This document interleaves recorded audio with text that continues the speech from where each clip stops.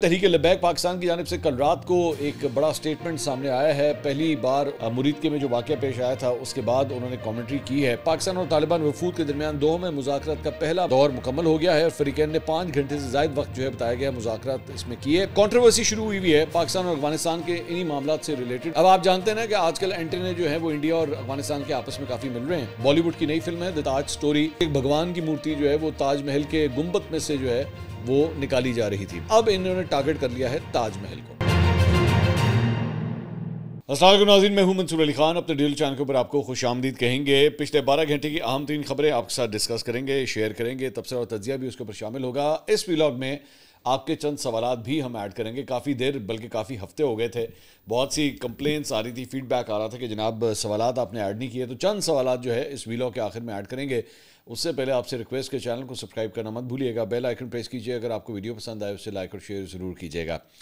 अच्छा जी, मामला जो है तहरीक लब्बैक पाकिस्तान के हवाले से इस सिलसिले में लाहौर में तंजीमात अहले सुन्नत पाकिस्तान के कायदीन का हंगामी इजलास पीर ऑफ मांकी शरीफ पीरजादा मोहम्मद अमीन कादरी की सदारत में मुनक़िद हुआ। इजलास में कायदीन ने मुतालबा किया कि साने मुरीदके पर अदालती कमीशन तश्कील दिया जाए, जबकि तहरीक लब्बैक और तंजीमात अहले सुन्नत के बेगुनाह कारकुनान और कायदीन को फौरी रिहा किया जाए। इजलास में अहले सुन्नत की मसाजिद और मदारिस को निशाना बनाने की मजम्मत की गई, जबकि शुरा ने माइनॉरिटी एक्ट 2025 और नेशनल कमीशन फॉर माइनॉरिटीज़ को मुस्तरद कर दिया। मौजूदा सूरत हाल के पेश नज़र तंजीमात अहले सुन्नत पाकिस्तान ने मरकज़ी शूरा का इजलास जो है वो 25 अक्टूबर को लाहौर में बुला लिया है। दूसरी जानब तहरीक लब्बैक पाकिस्तान की जानिब से कल रात को एक बड़ा स्टेटमेंट सामने आया है। पहली बार उन्होंने मेरे ख्याल में मुरीदके में जो वाक़या पेश आया था उसके बाद उन्होंने कमेंट्री की है।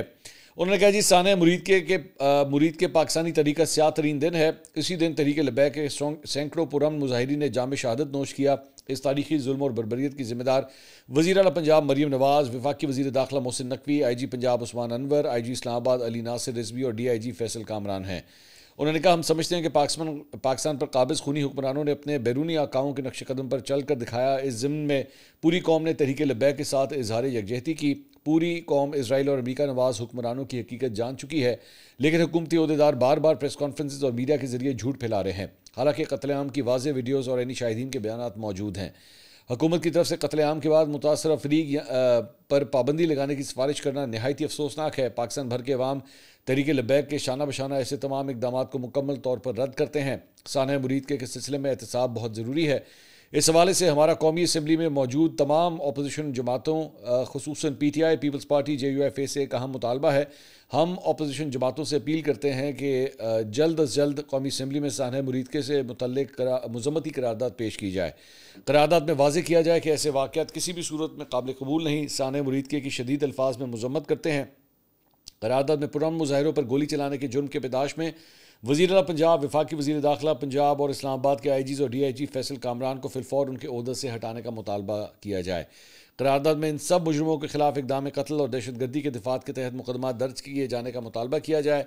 शहदा राह फ़लस्तीन मुरीदके के जस्ते खाकी उनके अहल खाना के हवाले किए जाने का भी मुतालबा किया जाए। तहरीक लब्बैक के ज़ख्मी कारकुनान का बेहतरीन इलाज भी करवाने का मुतालबा किया जाए। मस्जिद रहमतुल आलमीन समेत तमाम सील की मसाजिद और मदारिस को फौरी खोलने का मुतालबा भी करारदाद में शामिल किया जाए और अहले सुन्नत व जमात के खिलाफ जारी क्रैकडाउन को भी ख़त्म करने का मुतालबा किया जाए। करारदाद में तहरीक लब्बैक पाकिस्तान और अहले सुन्नत व जमात के तमाम गिरफ्तार कारकुनान की रिहाई का मुतालबा भी शामिल किया जाए।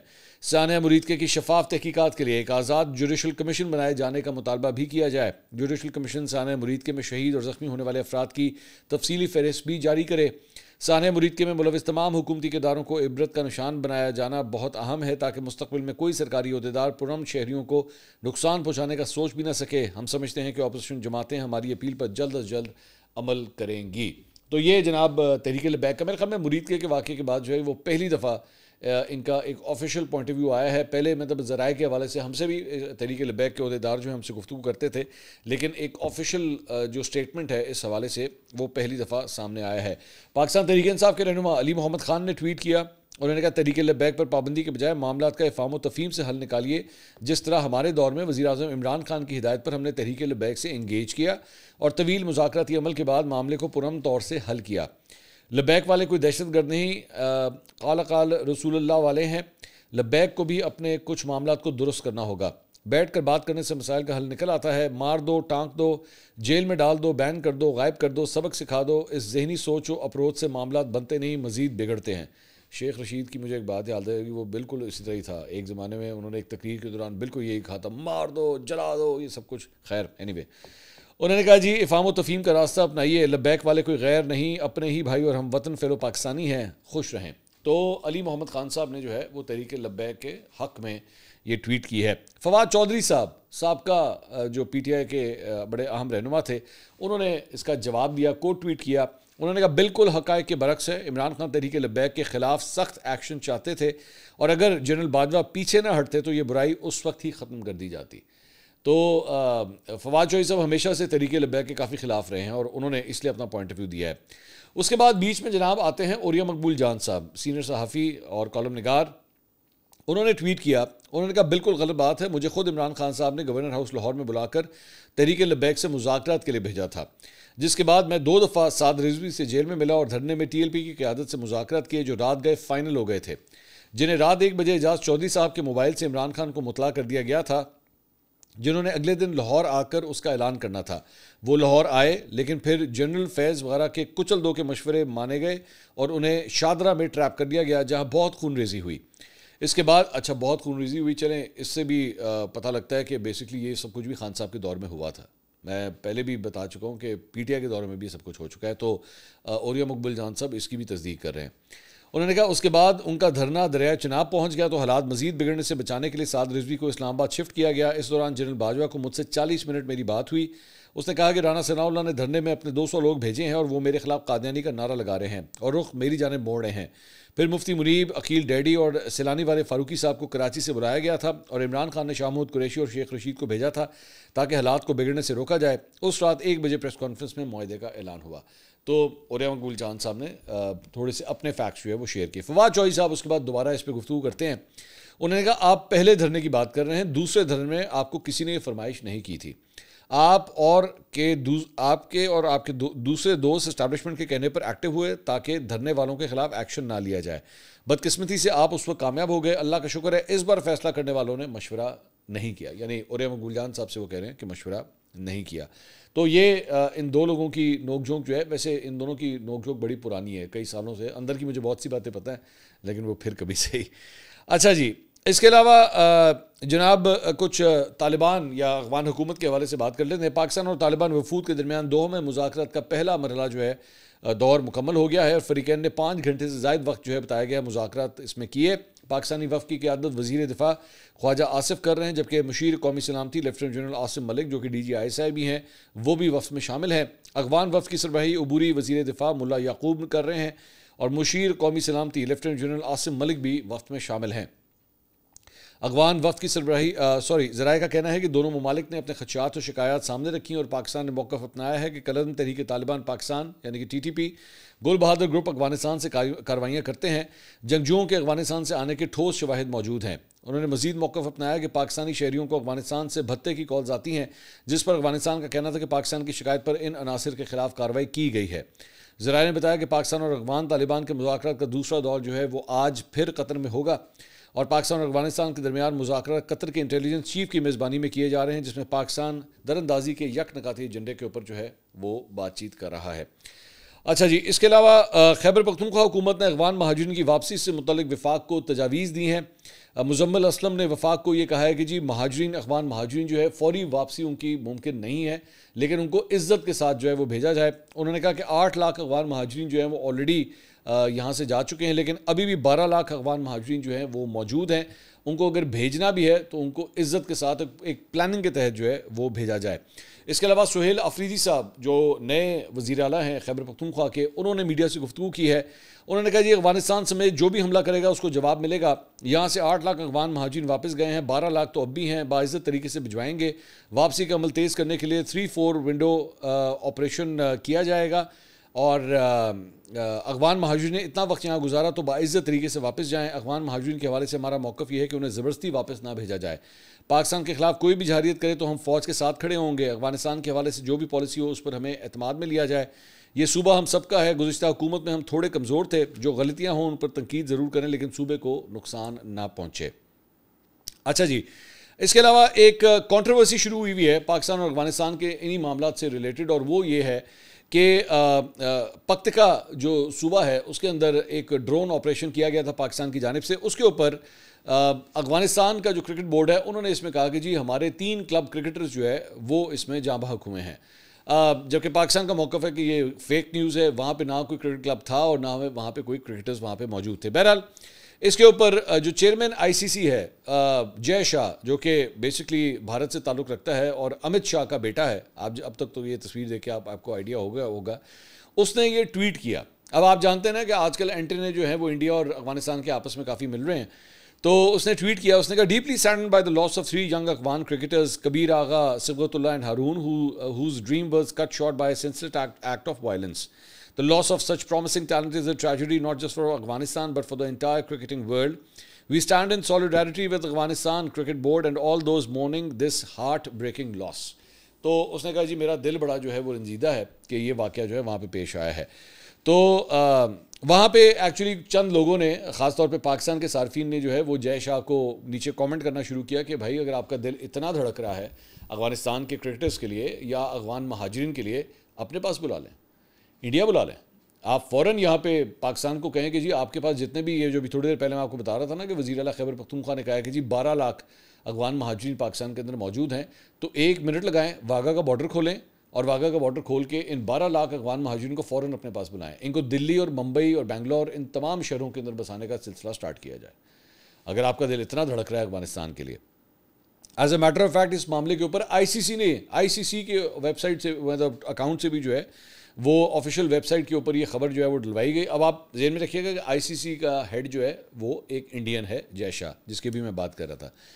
उसने भी यही लिखा कि जी हमें बड़ा अफसोस हुआ है कि ये 3 क्रिकेटर्स जो हैं वो जाँ बहक हुए हैं, और उन्होंने कहा कि वो एक क्रिकेट मैच में शिरकत करने के बाद वापस आए थे, तो उनकी जो है वो यहाँ पे जो है वो हलाकत हुई है, और हमें इसके ऊपर आईसीसी इसके ऊपर जो है वो कह रहा है कि जी बड़े अफसोस की बात है।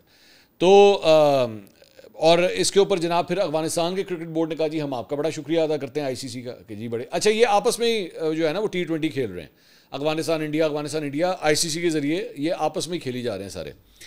तो अताउल्लाह तारड़ ने उसके बाद जो है वो एक ट्वीट किया कल, उन्होंने कहा जी Pakistan prime victim of cross border terrorism rejects the ICC selective biased and premature comment that advances the disputed allegation as established that 3 Afghan cricketers died in an airstrike. The ICC has cited no independent verification to substantiate these claims. उन्होंने कहा कि जी अब मुझे ICC के ऊपर जो है हम इसकी मजम्मत करते हैं कि आपके पास किसी किस्म की आज़ाद ज़राए से कोई कंफर्मेशन नहीं है, लेकिन आपने बैठ के इसका इल्ज़ाम जो है वो पाकिस्तान के ऊपर लगा दिया और इस वाक़े को जो है वो आपने समझा कि बिल्कुल सही है। तो उन्होंने आगे चल के वो लिखते हैं कि जी आईसीसी के हवाले से हम पूरा एक पैटर्न देख रहे हैं कि आप लोग जो है वो जानबूझ के पाकिस्तान के ख़िलाफ़ जो है वो बयानियाँ बिल्ड करते हैं, और आईसीसी का प्लेटफॉर्म जो है वो यूज़ हो रहा है, चाहे वो हैंडशेक के हाथ मिलाने के हवाले से कंट्रोवर्सी हो एशिया कप के अंदर, या इसके साथ साथ और दीगर जो है वो चीज़ें हों। एक पूरा पैटर्न नज़र आता है कि पाकिस्तान के ख़िलाफ़ जो है वो आईसीसी के प्लेटफॉर्म को जो है वो इस्तेमाल किया जा रहा है। उन्होंने कहा कि जी पाकिस्तान जो है वो हमेशा कहता रहा है कि सियासत को खेल से दूर रखा जाए, लेकिन इसके बावजूद जो है वो आईसीसी इस सिलसिले में कुछ नहीं करता। मैंने आपको बताया था कि चाहे हॉकी का मैदान हो, चाहे फुटबॉल का मैदान हो, वहाँ पे जाके आराम से इंसान के बच्चों की तरह जो है वो हाथ में ला रहे हैं, लेकिन क्रिकेट के अंदर आके इनको मौत पड़ जाती है, इनके हाथ कांपना शुरू हो जाते हैं, चाहे मर्दों का मुकाबला हो या औरतों का मुकाबला हो। तो यही इससे इनकी 2 नंबरी पता लगती है कि इनकी स्पोर्ट्स के हवाले से एज सच कोई एक स्टैंडर्ड पॉलिसी नहीं है, जहाँ पे इनको पता होता है हमें चपेट नहीं पड़ेगी, हमें पिनलाइज नहीं किया जाएगा, हमें जो है वो किसी किस्म की पेनल्टी नहीं होगी, तो वहाँ पे जो है वो कहते हैं जी ठीक है, यानी कि क्रिकेट में कहते हैं हाँ जी ठीक है, बस ठीक है, यहाँ हाथ नहीं मिलाएंगे। बाकी जगहों पे पता है कि गवर्निंग बॉडीज़ किसी और मुल्कों के पास है, तो वहाँ पे इंसान के बच्चे बन के बैठे हुए हैं। अच्छा जी, इसके अलावा एक और नई कंट्रोवर्सी जो शुरू हुई है वो मैं आपके साथ शेयर करना चाहूँगा, और वो है जनाब एक नई film the Taj story, Bollywood की नई फिल्म है द ताज स्टोरी। इसमें क्या पंगा लिया गया है, बेसिकली ये परेश रावल की ये फिल्म है, और इससे पहले इसका ये सामने पोस्टर जो आप स्क्रीन के ऊपर देख रहे हैं ये आया था, जिसमें से ये एक्चुअली एक भगवान की मूर्ति जो है वो ताजमहल के गुंबद में से जो है वो निकाली जा रही थी। उसके ऊपर भी बड़ी कंट्रोवर्सी हुई थी कि ये कोई नया पंगा लेने लगा है, और इस किस्म की जो है ना हिंदू मुस्लिम और ये जो ख़ास तौर पे जो मुख्तलिफ वहाँ पे मसाजिद हैं उनको टारगेट करने के लिए जो है ये कुछ ना कुछ करते रहते हैं। अब इन्होंने टारगेट कर लिया है ताजमहल को, और उसके अंदर परेश रावल, अच्छा परेश रावल जो है वो जेन में रखिएगा बड़ा ही कट्टर किस्म का राइट विंग हिंदू है, और वैसे तो कॉमेडियन है, लेकिन इसके जो मजहबी ख्यालात हैं या सियासी ख्यालात हैं वो बड़े राइट विंगर किस्म के हिंदू के हैं। तो इसने जो है वो ये ट्रेलर इसका जो है वो सामने आया, इसकी चंद झलकियां सिर्फ मैं पूरी वीडियो तो आपको कॉपीराइट की वजह से नहीं दिखा सकता, लेकिन इसके अंदर इसने क्लेम ये किया हुआ है परेश रावल ने कि जनाब ये जो ताजमहल था ना, ये एक्चुअली शाहजहां ने एक मकबरे के तौर पे नहीं बनाया था। और वो क्लेम ये करता है कि जी यहाँ पे भी जो है हमारा एक मंदिर था और इस मंदिर के ऊपर जो है वो ताजमहल बना दिया गया था। और इसमें बेसिकली दिखाया गया कि एक मतलब वो वकला का एक कोर्ट रूम जो है उसके अंदर ये बाकायदा तौर पे केस चल रहा है और मुसलमान इसके अंदर ट्रेलर के अंदर ये नज़र आ रहा है कि जी मुसलमान जो हैं बड़े गुस्से में हैं और वो और होना भी है, ज़ाहिर बात है, आप इस किस्म की बात कर रहे हैं।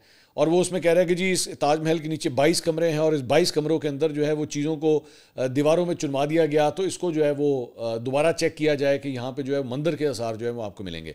अच्छा, ये कोई एक कंट्रोवर्सी नहीं है। इससे पहले यूसुफ पठान ने भी जो है वो एक मस्जिद का दौरा किया था और वहाँ पे भी जो है उसके बाद बीजेपी के ऑफिशियल अकाउंट से ये कह दिया गया था कि ये भी एक्चुअली मस्जिद नहीं, ये भी एक मंदिर है।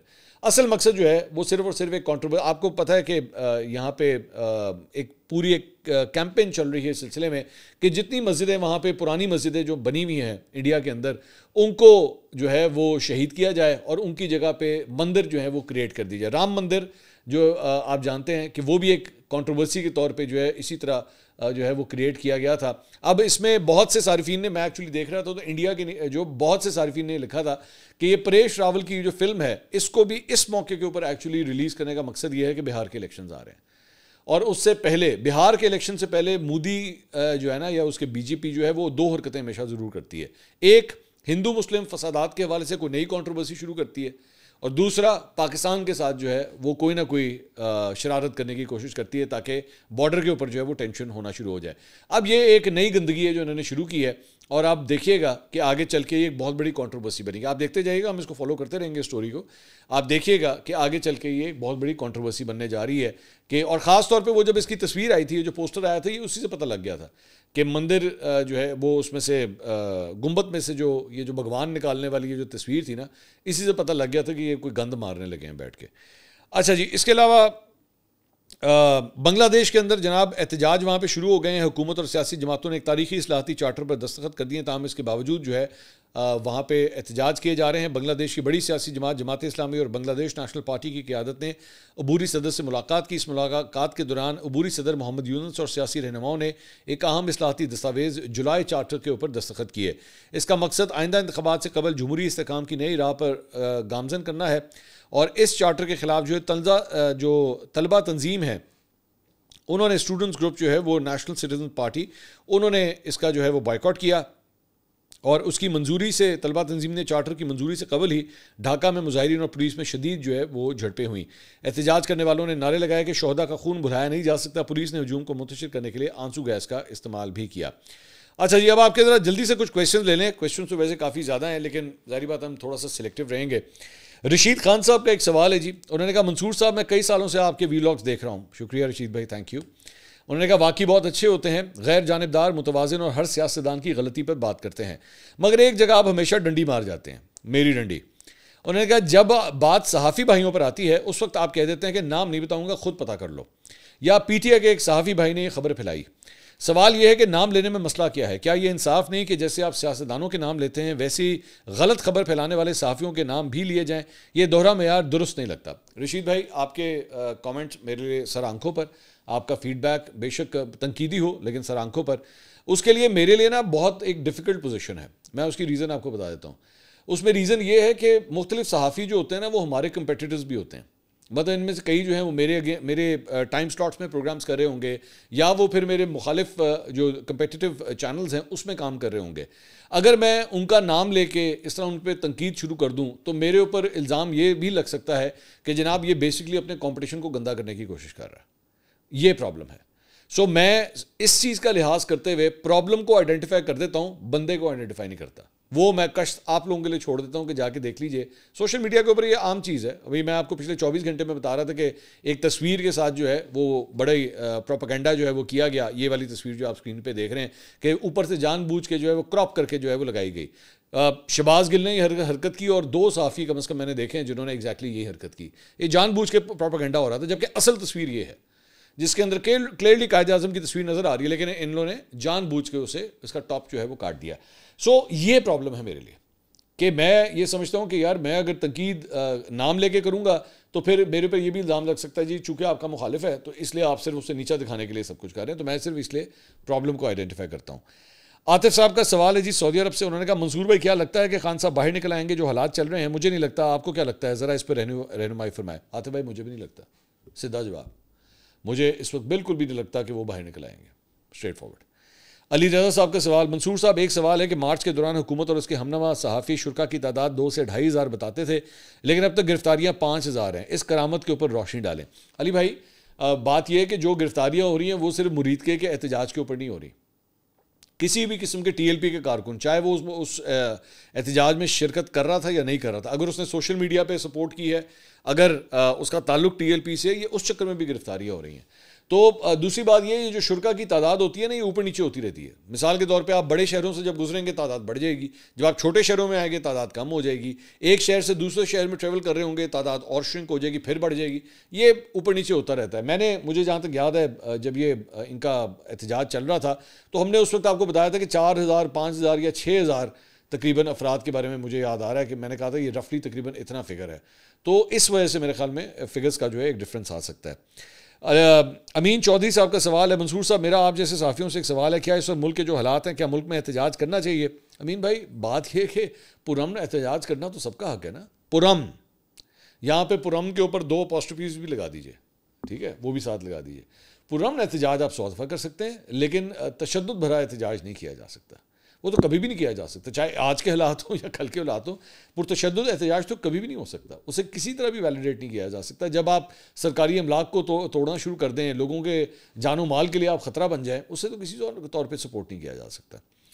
नबील अनवर साहब का सवाल है, क्या पाकिस्तान गवर्नमेंट को नेतन्याहू पर मुकम्मल एतमाद है कि वो अमन मुआहदे नहीं तोड़ेगा? दूसरा सवाल यह है कि पाकिस्तान का और सऊदी अरब के दरमियान जो मुआहदा हुआ है इसमें क्या क्या है? आपके दूसरे सवाल के जवाब में है कि हमें क्या क्या है तो सानू भी नहीं पता। ये मेरी एक बड़ी आला मतलब सिक्योरिटी ज़राए से मेरी बात हो रही थी, तो मैंने उनसे वहाँ पे एक्चुअली ये सवाल किसी और जर्नलिस्ट ने किया था कि जी उसमें है क्या?